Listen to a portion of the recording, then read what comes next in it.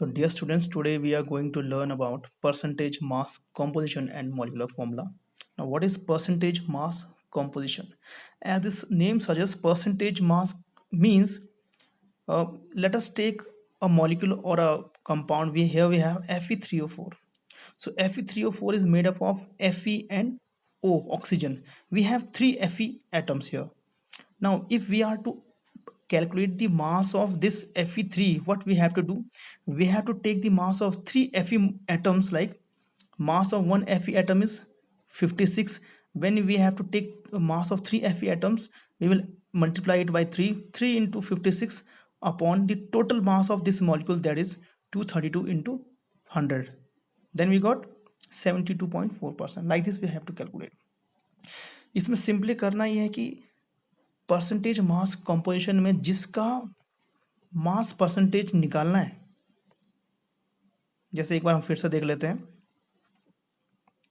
मैंने कहा यहाँ पर हमारे पास एक मॉलिक्यूल है Fe3O4। ये मिलके बना हुआ है किससे? इसमें Fe भी है और ऑक्सीजन भी है। अगर हमें Fe का मास परसेंटेज निकालना है तो Fe कितना है हमारे पास? 3 Fe है। तो एक Fe का मास कितना है? 56। तो हमने क्या किया? 3 इंटू 56, हमें Fe का ही तो मास निकालना है। तो कितने Fe हैं? 3। हमने कर लिया 3 इंटू 56 अपॉन टोटल मास क्या इस मॉलिक्यूल का? वो है 232। जिसका कैलकुलेट करना है वो upon total mass into 100, value आ गई 72.4। यही होता है, यही है इसका परसेंटेज मास कॉम्पोजिशन। बहुत ज़्यादा कुछ नहीं करना है, सिंपल ही है। तो जिसका परसेंटेज निकालना है उसका mass upon total mass into 100 कर देंगे तो परसेंटेज मास कॉम्पोजिशन आ जाएगा।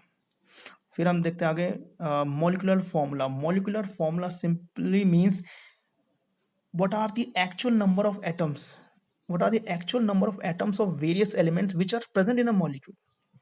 यानी हमारे पास एक फॉर्मूला है यहाँ पर C6H12O6, ये ग्लूकोज का फॉर्मूला है, ये एक मॉलिक्यूल है। हमारे पास एटम क्या क्या है? कार्बन है, कितने हैं? 6 है। हाइड्रोजन कितना है?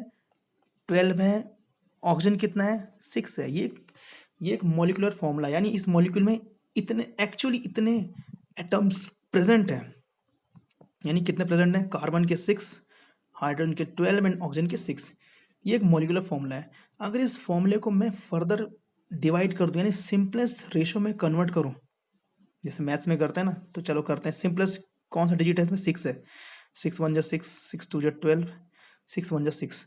तो हमारे पास फॉर्मूला बनता है CH2O। तो हमारे पास बच गया CH2O। इसको हमने ये जो मॉलिक्यूल था हमारे पास, इसको सिंपलेस्ट रेशो में जब हम कन्वर्ट करते हैं तो ये आता है CH2O। तो ये जो वैल्यू हो गई, ये जो फॉर्मूला आया, ये है इम्पेरिकल फॉर्मूला। यानी इम्पेरिकल फॉर्मूला से ही जो है मॉलिक्यूलर फॉर्मूला बनता है। चलिए अब आगे देखते हैं इसे। इम्पेरिकल फॉर्मूला मास, ये जो इम्पेरिकल फॉर्मूला हमारे पास अभी आया था, इम्पेरिकल फॉर्मूला जो हमने इससे पहले अभी देखा था, उसका अगर हम मास कैलकुलेट कर लें, जैसे मैंने कहा था ये मॉलिक्यूलर फॉर्मूला है, इसका सिंपलेस्ट रेशो हमने जब कन्वर्ट किया तो बन गया CH2O। इसका जब हम मास कैलकुलेट करते हैं, यहाँ पर क्या क्या? We have CH2O, atomic mass of C is 12, then mass of H is 1, then O is 16। After doing this calculation we get 60। तो 60 जो है इसका इम्पेरिकल फॉर्मूला मास है। ठीक है, यहाँ तक कोई दिक्कत नहीं। फिर एक फॉर्मूला हम देखते हैं, molecular formula. Let us see the relation between molecular formula and empirical formula. Relationship ये है, molecular formula equal to empirical formula into n। तो दो फॉर्मूले हमारे पास है n के लिए। n को हम कर सकते हैं molecular formula upon empirical formula, एक तो ये। दूसरा molecular mass upon empirical formula मास। इसको डिवाइड करके जो वैल्यू आएगी वो होता है n की वैल्यू। ठीक है, अब चलते हैं मेन काम जिसके लिए वीडियो बनाया जा रहा है, उस प्रोसेस पे चलते हैं। यह है steps for writing the empirical formula. तो आप देख रहे हैं मैंने कई पॉइंट्स लिखे हैं, 1 2 3 4, बहुत सारे पॉइंट्स लिखे हैं। अगर मैं इन्हें ऐसे बताते चलूँ तो आप हो जाएंगे कंफ्यूज। तो इसीलिए मैं आपको कंफ्यूज नहीं करूँगा, सीधा प्रैक्टिकली ले चलता हूँ उस क्वेश्चन पे और उससे आपको समझाता हूँ कैसे ये क्वेश्चन होगा। चलते हैं क्वेश्चन पे, सीधा हम क्वेश्चन से समझते हैं।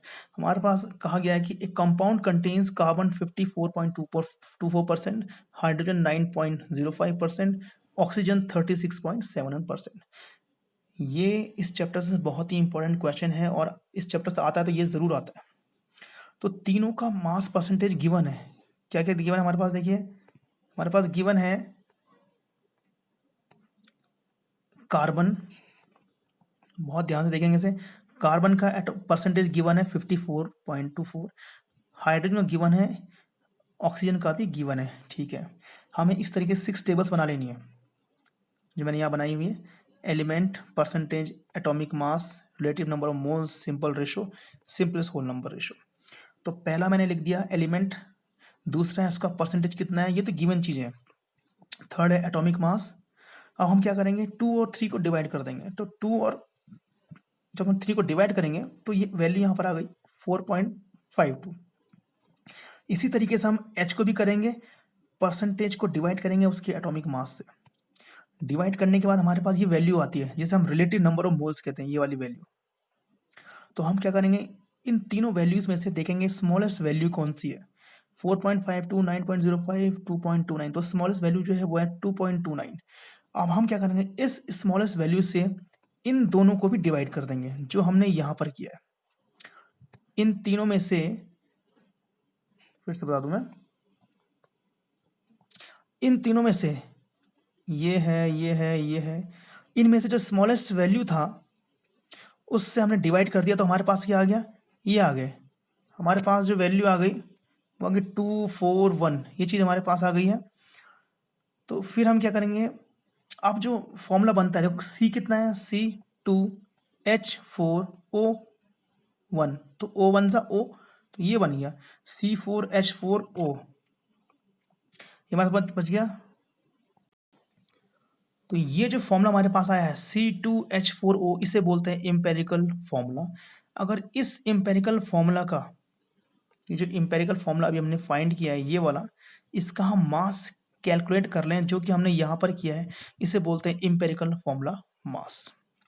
और अभी मैंने आपको बताया था मॉलिकुलर फॉर्मूला और एम्पेरिकल फॉर्मूला में एक रिलेशन है, वो यहाँ पर लिखा हुआ है, ये देखेंगे, n equal to molecular formula upon empirical formula mass. तो n की वैल्यू निकालनी है हमें। क्वेश्चन में एक और चीज़ दी हुई है, यहाँ देखेंगे molecular formula of this compound if it's molecular mass is 88U। तो हमें 88U दिया हुआ है एक कंपाउंड का मॉलिकुलर मास, हमें उसका मॉलिकुलर फॉर्मूला निकालना है। तो जैसे कि मैंने बताया n equal to molecular mass upon empirical formula mass, 88 given था, 44 हमने अभी फाइंड किया इसका एम्पेरिकल फॉर्मूला मास, n की वैल्यू आ गई 2, इस 2 से हम इससे मल्टीप्लाई कर देंगे, फिर जो आया फॉर्मूला वही हमारा है मॉलिकुलर फॉर्मूला, और यही हमें फाइंड करना था। तो student, this is it for today. Now will meet in another class.